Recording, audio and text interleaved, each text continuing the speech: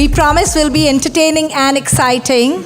And it was an honor to hear the previous panel, and we were looking and hearing about software eating the world, and then data eating the world. And the next big thing in the next frontier's tech is that healthcare is going to be eating the world. As you know, most of the tech companies are all investing into healthcare in a big way. So in this panel session on consumer genomics from ancestry to health, we will have a discussion on consumer options that we have for healthcare and genomics, and who better to have on that panel than Linda Avey over here. And she was one of the pioneering first-generation consumer genomic companies. She was the co-founder for 23andMe, and she is now today an advisor to many healthcare companies in the Valley, including Google's Verily. She's also a founder and CEO of a stealth mode company that is planning something really, really exciting across the globe, including India. Okay, so join me in welcoming Linda to the stage over here. And I'm sure many of you have heard of her 23andMe. Show of hands of how many? Yeah, significant portion, so that's great. Joining her on stage here, we have Jill Hagenkord, who's the current CMO of Color Genomics. I know many of you think of CMO, and what do you think of? The Chief Marketing Officer. The other end. No, this CMO is a doctor. Jill is the Chief Medical Officer at Color Genomics, and she used to be the CMO at 23andMe. So I'll let her introduce herself, but a big round of applause for having Jill join us today. And she'll also tell you a little bit about Color Genomics when she has the opportunity to speak. Finally, we have Ruby Gadelrab. Ruby is a seasoned health tech executive who specializes in genomics. She has worked for a number of high-profile companies in the biotech and genetic space, including Life Technologies, Affymetrix, and Invitae. Ruby was the VP of Commercial Marketing at 23andMe, and I thought that this was really exciting when I was talking to her, that she strategically organized spit parties. And this was a big thing to collect precious genomic DNA from saliva. And all these women were at 23andMe. But today she is a private consultant to a number of other genomic companies, and she'll tell us a little bit about that. So let's welcome Ruby on the panel.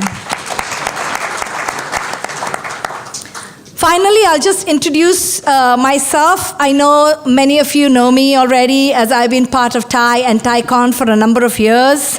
But in my previous life, I used to work for healthcare industry for a number of years for Roche, Behring, and also NASA.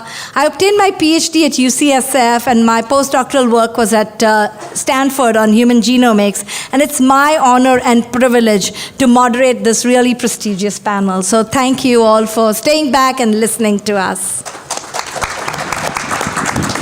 As I mentioned, our panelists have had some amazing professional lives. Their careers all intersected at 23andMe, where they experienced a startup culture, and that I know is of great interest to many of you in the audience. So I would like them to begin the panel by asking them to introduce themselves and also talking about their professional lives. And Linda, would you be able to tell us a little bit about your professional journey, and how does entrepreneurship play a role in it? Sure. Thanks, Dipty. It's great to be here. And Asha, thanks for putting all of this together. And so I think really my view on entrepreneurship really came through a problem I saw in my career. I was working in the genetics research space for several decades, and we just weren't making fast progress. That was the big problem, and I felt like there had to be a different way to do it. We were reliant on NIH grants, which were pretty limited at the time to fund genetics research. The costs were really high at the time, and we just didn't have enough people enrolled in studies to have statistical power to really start to figure things out.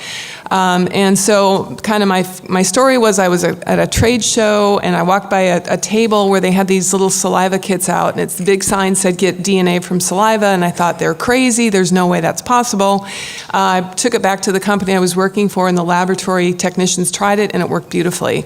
So light bulbs start going on, and I was the guinea pig, actually, to try. I spit in the tube, and they isolated my DNA, and they were able to get a run on a chip and get data. And it was this eureka moment for me when you know that your data is sitting on a computer somewhere. It's really intriguing, and you want to learn more about that. So those were all of the things that sort of led to the formation of 23andMe back in 2005, 2006. And it's gratifying to see that the company has gotten to a point now where they've got over 100 publications in very prestigious journals. They've got drugs now that are in the clinic going through trials.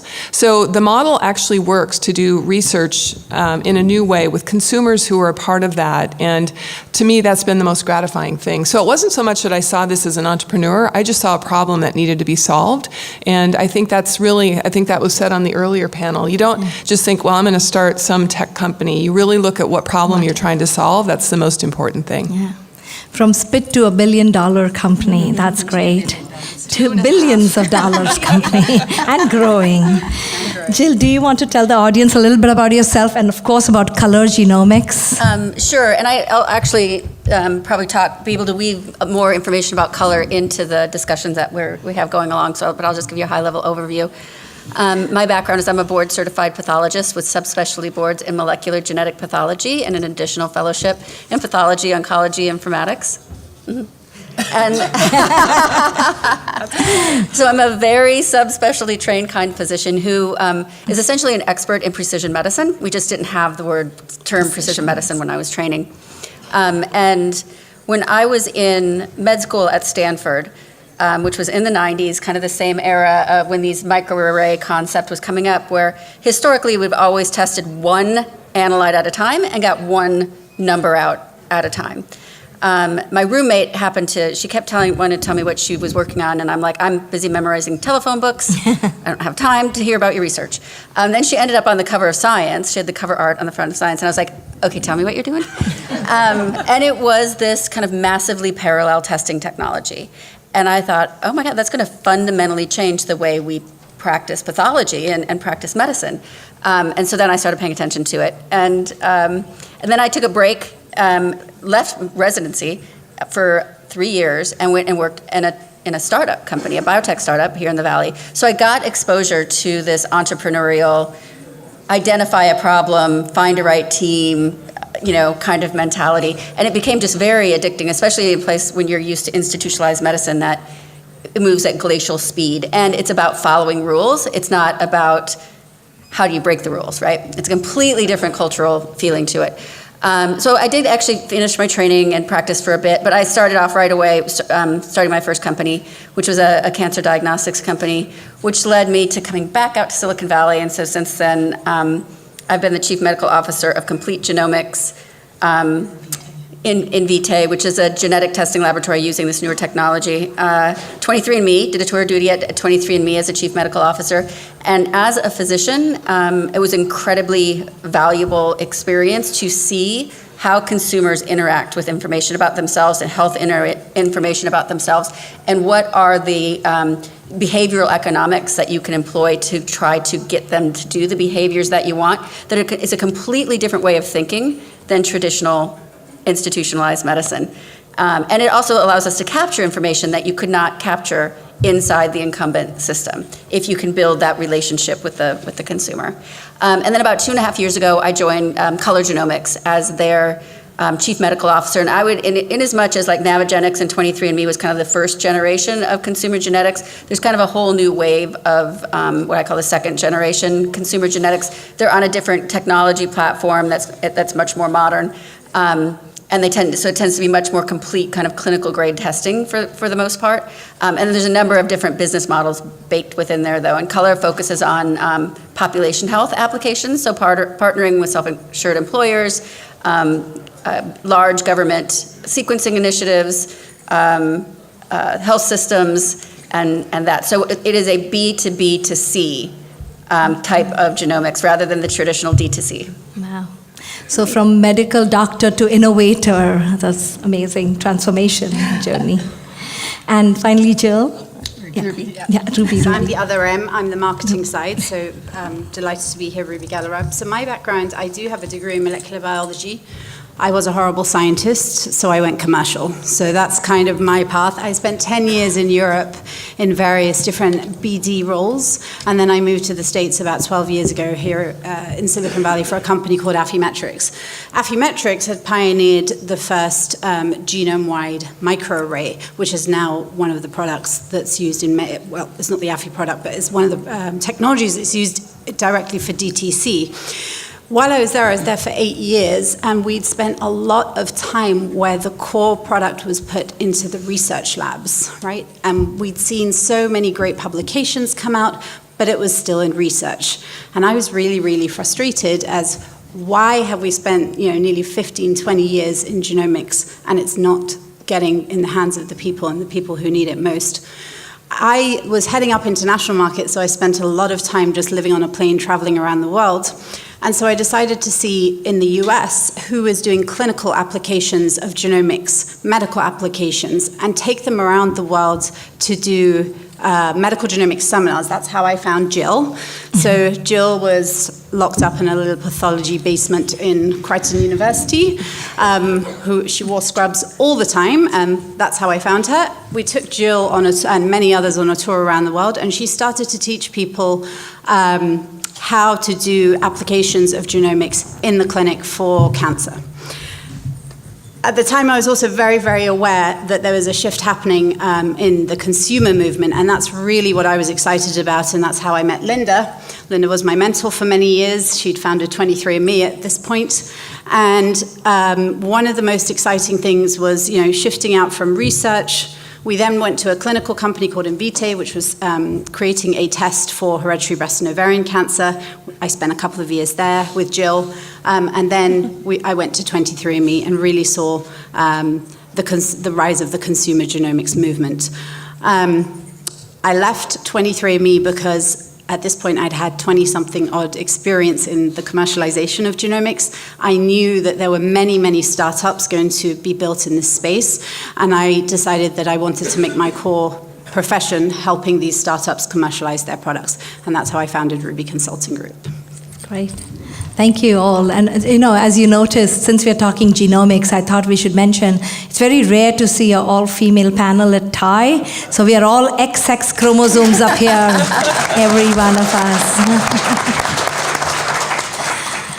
So I was researching a little bit on consumer genomics. It's really fascinating. And I've seen that since we're talking about frontier tech and exponential growth, that this particular industry has been exponentially growing, doubling every year. But it's still a far cry from having 1 billion people join that movement. So I want to hear from you why.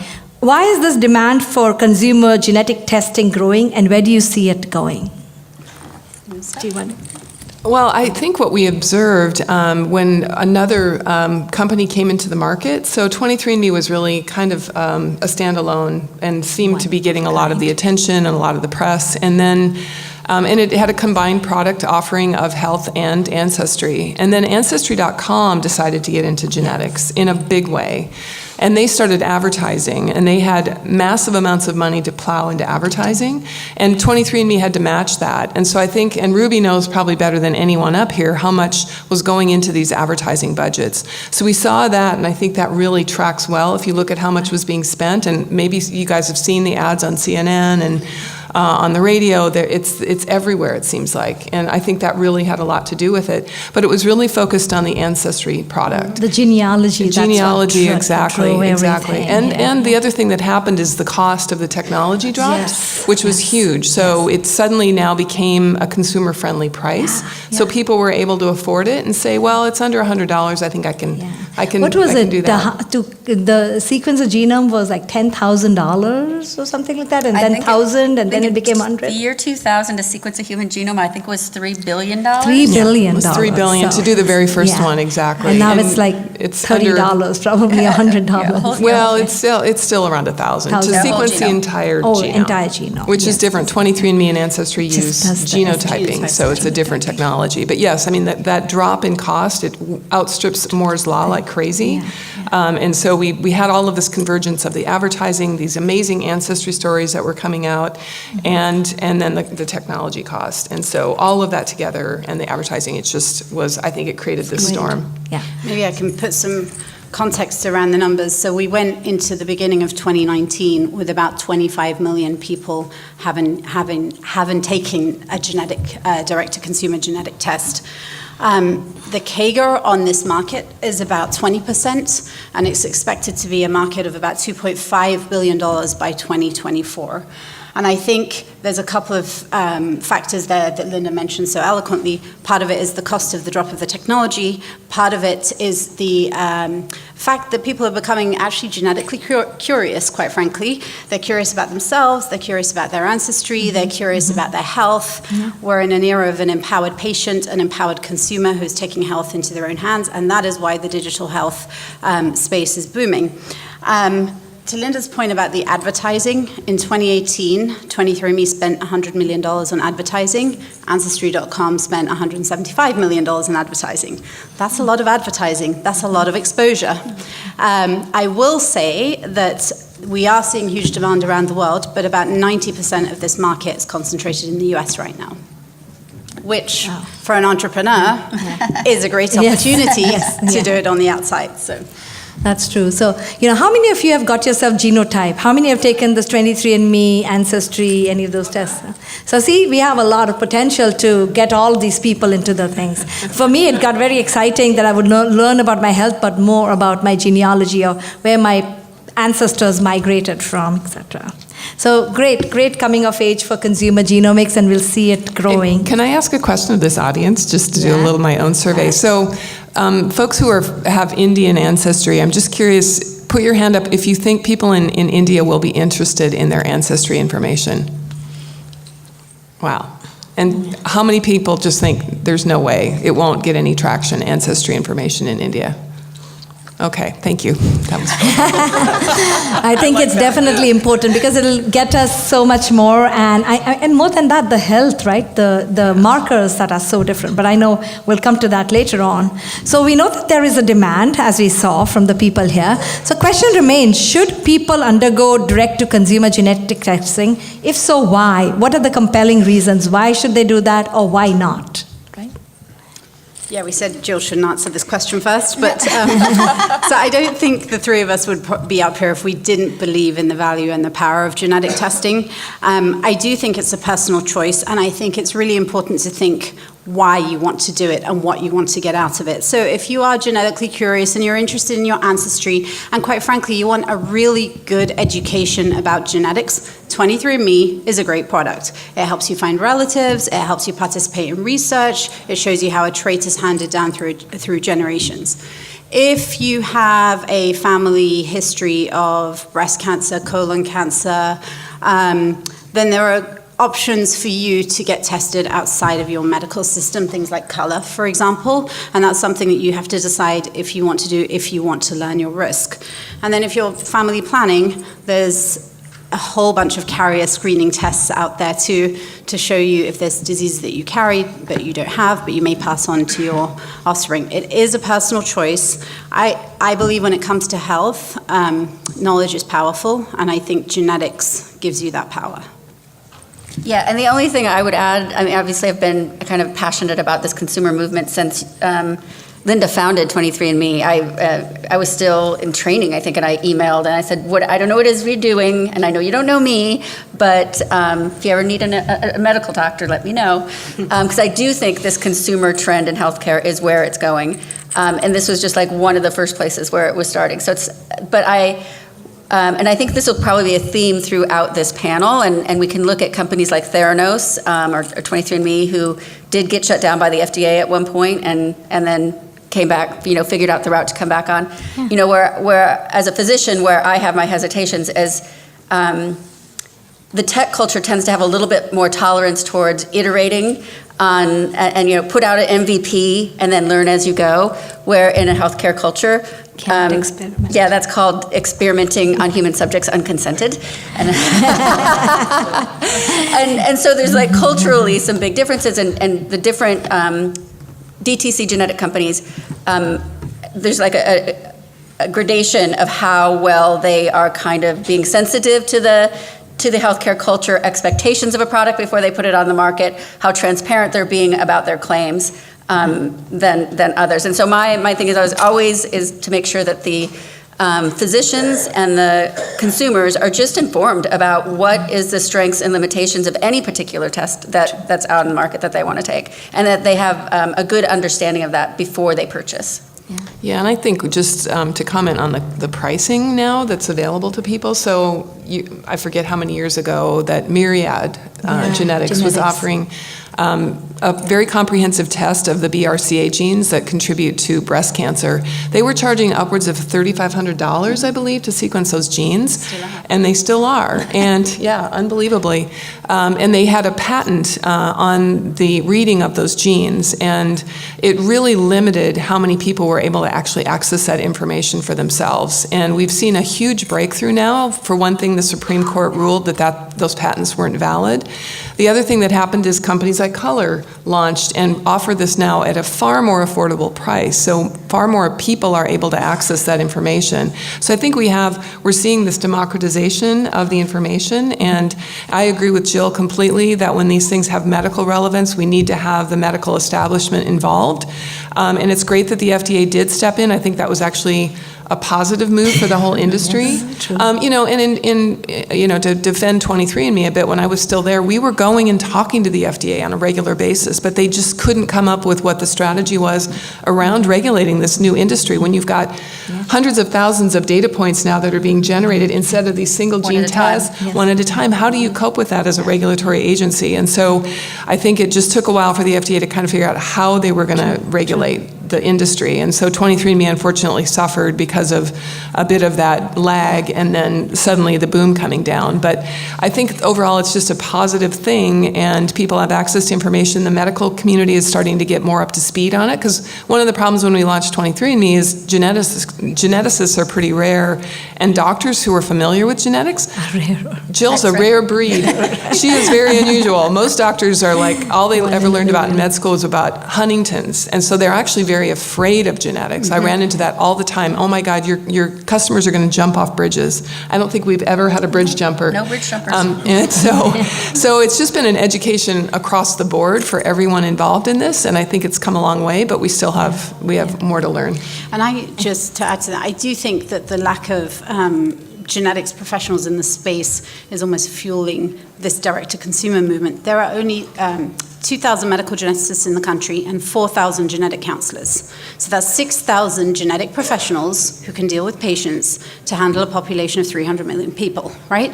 So if we're going to use that channel, that is going to be a massive bottleneck. Yeah. And so being able to go outside the channels into some of the DTC spaces responsibly, I think that's why there is also this drive towards DTC.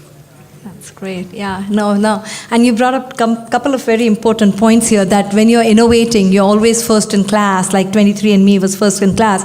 We're doing that, there's no precedence, so it makes it difficult for the regulatory bodies to take it. So going back to that innovation, and for the techno geeks out here, what is the next big innovation? What is the innovation driver in this area in terms of technology? Where do you see it going in terms of technology? Do you want me to take that one? To you. Go for it. I think probably one of the biggest ones has already happened. There was a new technology that emerged in kind of a research context in like 2008-ish. It's called next generation sequencing, or NGS is what we call it. Prior to that, we were using a very last century approach to looking at DNA, which is called Sanger sequencing. It was a very time-consuming to do, very laborious, very manual, very expensive. And so we had to use genetics very judiciously, especially in a clinical setting. So when next-generation sequencing emerged onto the scene, it just fundamentally changed everything. And instead of it costing $3 billion to sequence a human genome, at that point we could now do it for somewhere around $50,000. And then from there to now, we're down to a whole genome, which most of it we have no idea what it means. So it's kind of a lot of waste of sequencing, unless you're researching it. But to do that is now under $1,000. And to get like the clinically relevant pieces of the genome, the pieces of the genome we can actually tell you something that could impact your health. I mean, that is a tiny fraction of the genome, and we can access that for, people get annoyed at me when I say that, but I say within rounding error free. It's not exactly free, but it's getting so close. Someone's paying for it somewhere. But I would actually say that the generation of the sequence itself is either already a commodity or quickly becoming a commodity, and the business opportunities are in, now what? How do we make this useful to people? And one of the approaches, and this is the approach that Color is taking, is instead of having this be a D2C, here's some little snippets about you, this is, whether or not cilantro tastes like soap to you, and how much are you willing to pay for this transaction that we're about to do, which is interesting, but there's actually someplace it's not been applied is in population health. And population health, the premise behind population health is you're taking care of, you're responsible for the health of an entire population, and then there's some kind of value-based proposition that is incentivizing you to help people stay healthy. And now historically, in the US healthcare system, it has been a fee-for-service model where everybody in the healthcare industry is incentivized to let you get sick as possible. Yes. Don't die, because then they can't make money off you. But otherwise, as sick as possible, so you have to buy as many devices as you can, as many drugs as you can, have as many procedures as you can, and they can charge you as many fees as they can. That's how the whole industry has worked. So nobody was actually incentivized to keep people healthy. And so a large self-insured employer, however, is an example of somebody who would be incentivized to keep their people healthy because they're paying their health bills. And so for them, they try to get together and look at, well, what are the health risks in my population, and where should I be allocating my resources? Do I have a lot of cardiovascular risk, or is my employee population, more in the 25 to 35 range, where I need to worry about more psych and depression and mental health issues? Like, where do I need to be routing my resources, and what kind of benefits do I need to have available to them? A genome, or even a SNP array, can actually tell us a lot about the risk of common diseases and rare monogenic diseases in a population. And if you look at what ultimately defines the health of any individual or population, only 10% of that exists inside the incumbent healthcare system and inside a medical record or claims data. Everything else this is like chapter 1 of the population health textbook. It's about 30% genetics, traditionally completely missed by the incumbent healthcare system, about 30% behavioral choices, daily behavioral choices. If we talk to our doctors at all about our behavioral choices, how many glasses of wine do you drink per week, Jill? I lie every time. So there's better ways of, instead of answering surveys like that, to actually, for tracking. I mean, Safeway knows how many bottles of wine I drink per week. Per month. Right? And about 85% of people, when they were surveyed by Oliver Wyman, said if they got something back, they would share their purchasing information to get health information back. And then the other third is social determinants of health, which is essentially zip code, and environmental factors. All of that has been completely missed by the incumbent healthcare system. Yes. And it drives 90% of what determines your health. And now in 2020, right, we're at a place where we can get this genetics bit, which was where Color started. And now we're partnering with these large health systems and self-insured employers to help them segment the risk, stratify their risk in their populations. And then we can partner with them, or we can provide directly, because we have our own delivery channel and relationship with the consumer, targeted interventions and the outcome tracking to actually prove that we're making a difference. Did you want to add to that? Well, just one other thing then. So now that we have this ability to read the genome so inexpensively, now we have these discovery paths to things that we know are now causing disease. So one of the big developments that came partly out of Berkeley is Crispr. I'm sure everybody's heard about Crispr, right? So now not only can we find what the problems are, we can actually go in and try to fix them. And it's an amazing technology. You probably heard about the twins that were born in China that had been modified using Crispr. So it's very controversial. A lot of ethics questions involved with that, but I think that field is going to just take off like crazy. So just another way to deal with health problems that we have at our tool bench. Yeah. No, it's great to see that how genomics, it says personalized medicine individual, but when it comes collectively with the whole population being there can be something that the governments and the countries can do, and there can be a lot more data to keep us healthy and make it really, truly healthcare as opposed to sick care, which is what we are implementing right now. So great, but how do you monetize, right? Who pays for it? How do you get there? That feeds, it kind of plays off the last question. Like, one option is the route color is going, well, 23andMe is a direct-to-consumer. So they need to create a product that the consumers will buy. They're competing with, do I buy this cute pair of shoes, or do I buy this thing this kit that lets me look at my DNA? And so they have to optimize for those features that would incentivize their buyer for that. For a company like Color, we actually need to not only engage them, we want them to come in and be interested and then keep them engaged over time, but we have to have content in the product that actually genuinely informs health risk, and that there's actually interventions that can be taken and measurable health outcomes that we can give back, because that's what our buyers care about. Right. And then there's other types of buyers out there that, There's research. You want to do research? You want me to do research? I was actually going to go back to the DTC. Like within DTC specifically, there are some very distinct business models. So in 23andMe, so let's start with this. If you're trying to make money off the DNA kit itself, you don't, right? The costs of that and the marketing costs of that kind of eat all your margins. So nobody really makes money off selling the kits. So how are they making money? So 23andMe, there's, as Jill said, you build a great, engaging, direct-to-consumer product. You invite your consumers to participate in research. At 23andMe, they have an 85% consent rate for the participate in research. And then you build this amazing database with genotype, phenotype, lifestyle, behavioral information in it. And now you can do two things. You can do commercial partnerships where people pay to access the data to make discoveries, or you can be a therapeutics company, a drug discovery company, and potentially turn that pharma model on its head. It takes over 10 years and billions of dollars to get a drug to market. If you have an asset like that, could you get the drug to market? Could you make the discoveries faster and get that drug into the patient's hands faster? Potentially, yes, right? So we're still waiting that out to see how quick and how nimble they can be at that. So that's one business model. Then you have Ancestry.com. That's a bit of a different business model. Ancestry Dna is owned by Ancestry.com, which is a records company. And the DNA piece is a little bit of a lost leader for them. So in 2017, they acquired 10 million DNA consumers who did the Ancestry DNA test. 30% of those upgraded to the records company and paid $20 to $40 subscription per month. And we all know how good subscription businesses are. In 2017, they made $1 billion, right?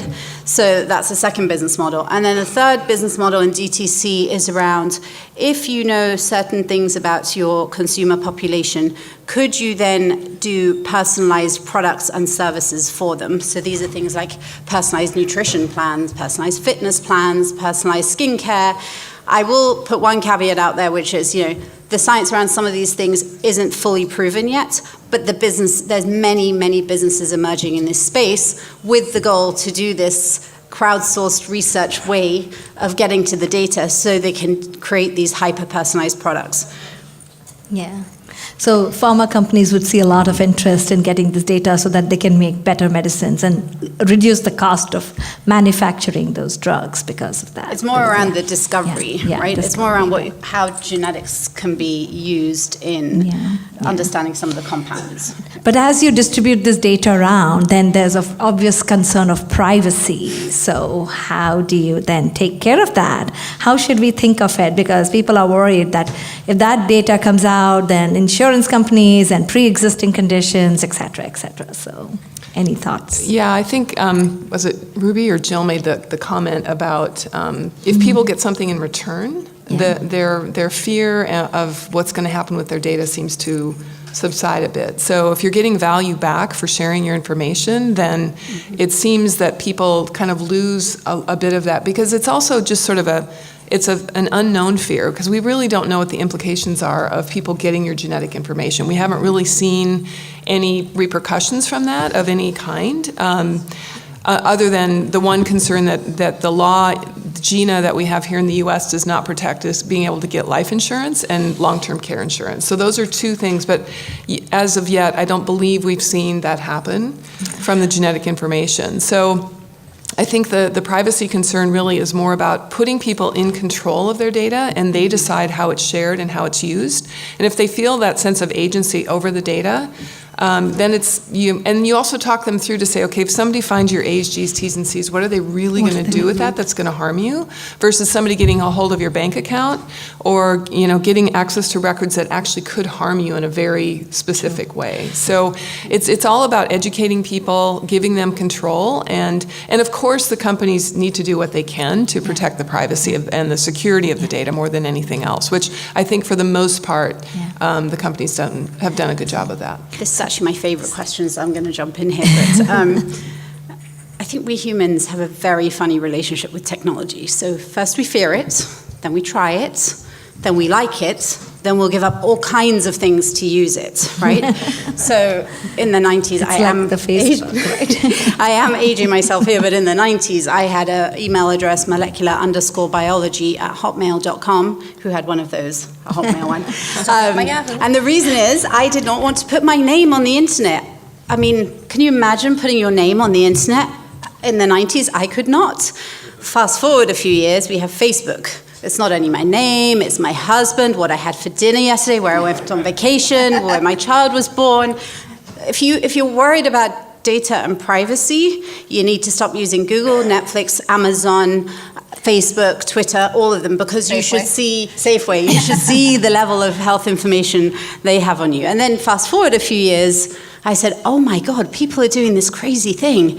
They're putting their credit cards on the internet. You're giving the internet access to your money. Who would do such a thing? Fast forward a few years, and I only buy things from Amazon now. So it's a really strange relationship. But to Linda's point, when utility surpasses fear, we reduce these concerns. And I would actually ask you to ask Jill about this, because Jill's what we call a genetic exhibitionist. Her genome is on the internet. Yes. So anyone who wants it, you can go find it. Great, yeah. So I know she's been telling me I'm almost out of time, but I want to turn it over to the audience. Anybody has questions? Raise of hands. Please line up, and maybe we'll take a few, and then we'll take it. Oh, I think you can pull the mic out. Can you turn the mic on, please? You polled us about Indian population. What's the state today of having a population? Nobody's gone to India yet, right? So even if I were to get, would I have? India was conquered by hordes of lots of. So I might find I'm half Greek. So can you shed some light on that? Yeah, it's very exciting, actually. If I seem a little bit slow, it's because I'm totally jet lagged. I just got back from India and have been there several times now. And it's interesting, though, when you're in the country and you ask the people there whether or not the population will be interested in its ancestry, I would say it's more negative than positive, the response. That's why here it was interesting to see far more people thinking that it would be interesting there. But I think it's just because people aren't really aware of these deep roots that go back in that population, which to me is the most fascinating thing. Like, did people come from Europe? Did they come from Asia? Did they come from elsewhere? And what are those deep roots that are in this huge population that is so diverse? There is more sequencing being done in the Indian population. The government is starting to fund some of that as well. So we're starting to see more of the diversity. Unfortunately, India opted out of the HapMap project that was done. HapMap was just a way to look at the mutations across different populations and sort of compare them. And for some reason, India just decided we're not going to participate in that project. And so India has been historically behind in the understanding of the genome. So I think it's just an untapped opportunity, which is why I'm spending time over there. Yeah. Very exciting. That's true. So I'm a big fan of genomics, and thanks for all the work 23andMe has done. So I'm a CIO for a large health system. So we have quite a few patients that bring the 23andMe report, and it shows that they have family history, and now they are demanding tests to be done, MRIs and things like that. And many of the physicians, like you said, they don't believe in it, or they have not reached that plateau yet. And sometimes when we do these things, insurance company denies those claims because it's not medical necessity. So my question is, as the genomics industry reached that tipping point where this thing is now far outbought by insurance companies, so they will allow for physicians in our clinics to perform certain next steps after this report? That is actually a great question, and something that we're really conscientious about at Color. So I know that for 23andMe, their test is essentially the same as an over-the-counter, cholesterol test or HIV test or pregnancy test or something like that. And the labeling that they have on that is, do not use this. This is for informational use only. You do not make medical decisions on this. And so what they want you to do is then go into your physician and then have your physician repeat this test in a real clinical test. And the insurance companies are actually balking at that. And so that's still yet to be played out. One senior medical director at a very large payer told me that, her objective for blocking these things is like she just wants to discourage people from going to 23andMe in the first place. But then there's companies like Color, where we actually have set this up to operate as a legitimate clinical laboratory with all of the appropriate medical oversights and credentialing. And so we actually you can use those decisions directly to make choices. And then we've chosen to target diseases and conditions where there's pre-existing coverage policies in place that says if you have a mutation, we will cover your preventative therapy conditions. And that actually, whole big wide genome, that applies to 3 conditions. And that's hereditary breast and ovarian cancer, or BRCA, Lynch syndrome, which is a colorectal cancer syndrome, and hereditary high cholesterol. I know I just was told that we are now out of time, and I know there are a lot of questions out there, but what we can do is we'll take them as soon as we get done this panel. We are almost done. I just wanted to end with one thing. I know that many of you know or may not know that we are just 1% of our genome is different from one another. So you and I and all of us, the reason we are different is just because of that 1%, 1 in 100 bases that are different, right? And we're only 4% different than chimps. So we're very similar to chimps, right? So it's really, really exciting times as we decode our genomes, as the consumer genomics picks up in here and in India. And as people get interested in learning more about themselves and figuring out for themselves what works for them and what doesn't work for them, it'll be really interesting times. So stay tuned. I'm hoping we'll have these women again in a few years at TI to tell us more about how we are learning and what's new in genomics. So thank you all for listening, and big round warm applause for them.